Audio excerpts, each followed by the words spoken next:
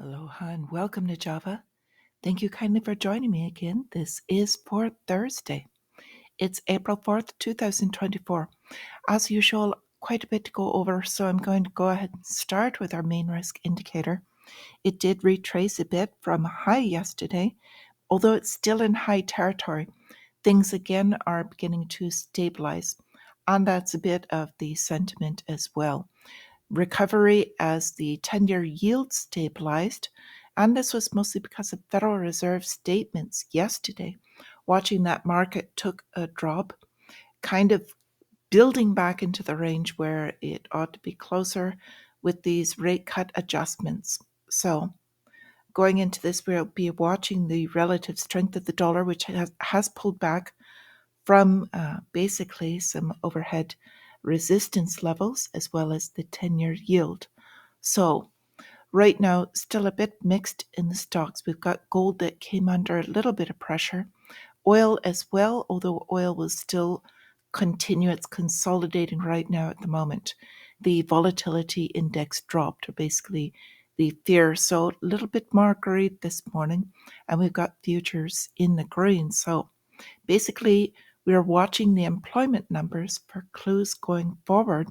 We are expecting those reports, and we'll kind of go from there. So, could be a chop session of a day, but at the moment it's looking positive. So, with our calendar and earnings, as we are speaking prior to the market open, we will be getting initial jobless claims, and then I'll look at the US trade balance. Now, we cannot really trust the numbers that they're going to be putting out, but the numbers that come out are what the Federal Reserve will be using as for their movements. So, still very important. And then we've got quite a few Fed presidents that are going to speak today. So, tomorrow, Friday, prior to market open, we are going to get the non farm and unemployment numbers with hourly wages. So, we'll be watching that. If you're a swing trader, then position yourself by the end of the day for those possibilities prior to market open tomorrow. So into our stories, going to start with central banks. We've got the ECB is the European Central Bank, basically falling under the Fed as far as what they can do for cuts. Now, we've talked about this before that the United States can't cut prior to the ECB or the Bank of England because if they did, would be serious currency destruction. So they'll possibly be cutting in June. US may cut in June, but they definitely will not cut prior to the ECB or the BOE. So looking forward to this. We are still watching the Bank of Japan. They could still throw that spanner in the works of the financials, basically for that very same reason. So we're watching the government bond market. Yesterday, that rate really spiked. That's what made the markets basically take a hit, but it's settling into where it is right now. So be watching that. We had a story come out of Bank of America. They're realizing bond losses that could top $100 billion. So they're going to be struggling for a bit. They've got some serious issues they need to work out. We're going to shift over to looking at world labor markets, defying odds and forcing a reset of rate cut bets. So basically, since employment is still strong and spending could still be a possibility that would feed inflation, and central banks do not want that.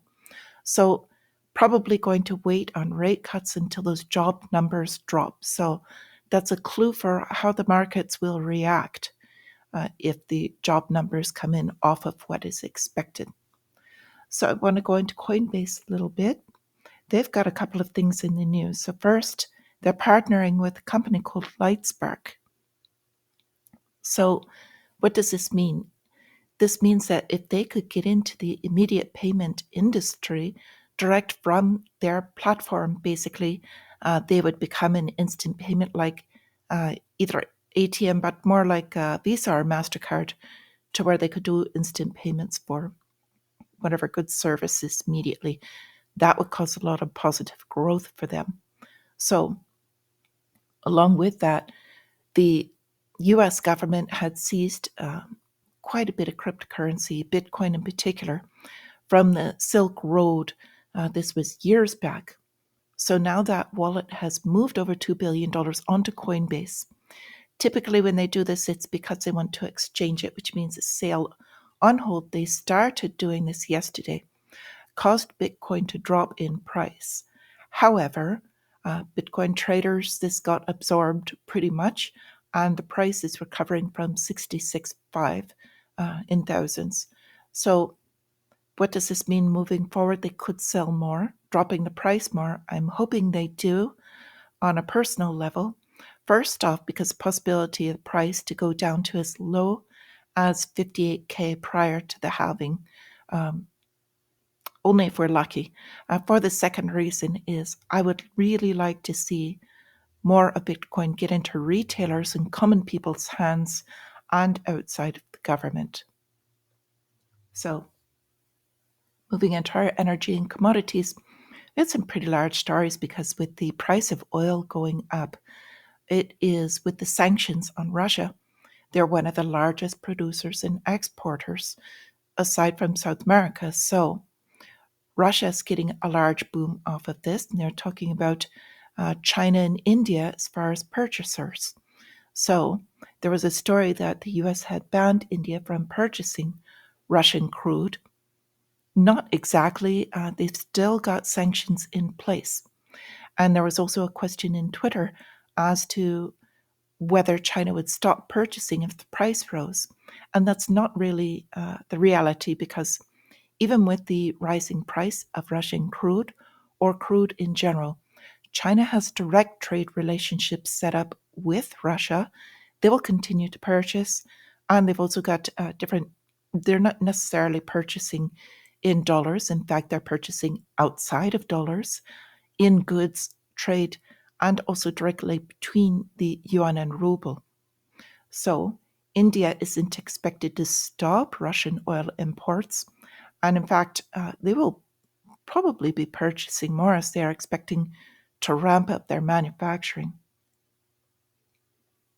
So even though oil is retracing a bit today, still expecting that price to remain strong, and that long term is inflationary as the price of oil goes up. Just in case you're new here, if you've been around for a bit, you know all this. So we'll go into Microsoft.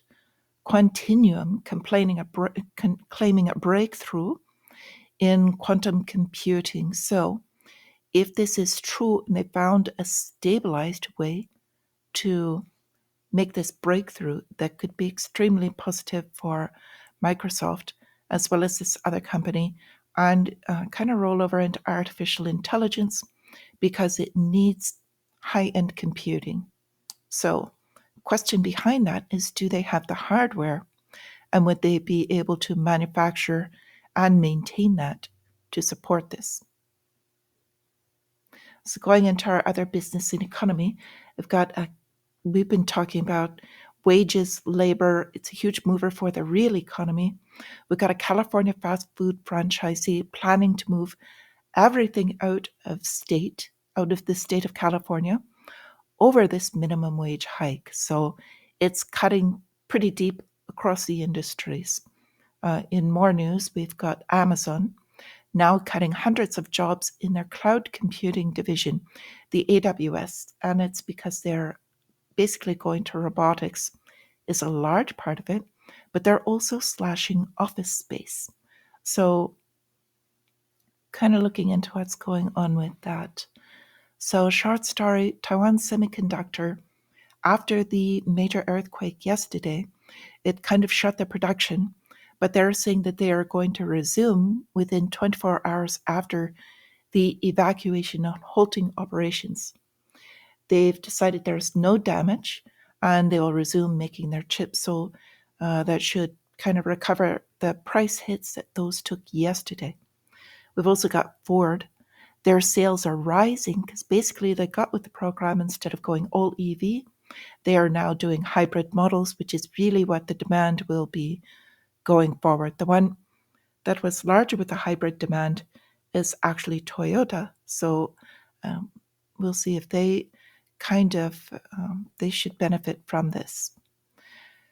So along with this, we've got other things that are happening with the wage decreases, and we're also watching the public spending going out of control. So where does this hit? Hits U.S. homeowners. They've seen the largest property tax increase in 5 years. And then we've also got a mayor admitting that the city is so broke that they've got tens of millions of dollars in debt they can't even pay the firefighters. There's a related story with this. They were talking about how they're going to combat this is possibly cut back on non-essential services. My question is, if it's a non-essential service, why do you still have it at all? Moving into the war front, we've got the Air Force proposing bypassing governors to move Guard units, National Guard units, into the Space Force. They're so short on recruits right now, they're taking drastic measures. Did want to talk about the Havana Syndrome. Senate committee is talking about answers from this. They're basically blaming the Russians, although the interesting thing is that the Chinese actually have the closer technology to support this. So we've got Russia warning France about deploying troops into Ukraine. And they always have interesting ways to kind of put this forward as a warning. They are telling them that this could create problems for Paris. Very nice way to put it. So we've got Palestine asking for UN membership. That should shake a few boats, so to speak. We'll see what happens. They had requested membership prior in 2011, and this failed. We'll see what happens this year. Couple of updates I wanted to go through. We've got the CDC talking about another invasive bacterial outbreak in the United States. There's one after another. It doesn't feel really kind of ridiculous.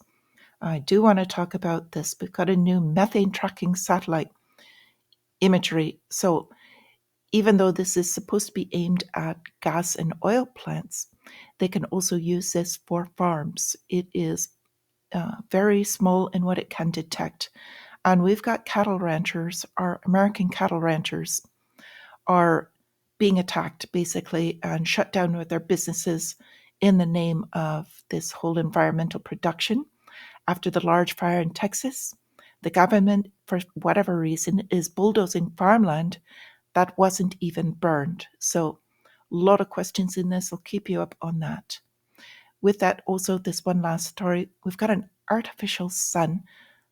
This is a plasma reactor that they're looking at doing fusion rather than fission to create energy. And the story behind this is they're talking about it confining this plasma using magnetic fields. And the challenge is in containing it. So this is burning hotter than the sun, and they're trying to contain it. I think the idea behind it, trying to make free energy, is wonderful. However, artificial sun, what could possibly go wrong? With that, I wish you all a wonderful day. Thank you all for joining me. And until I see you again, my friends, stay free.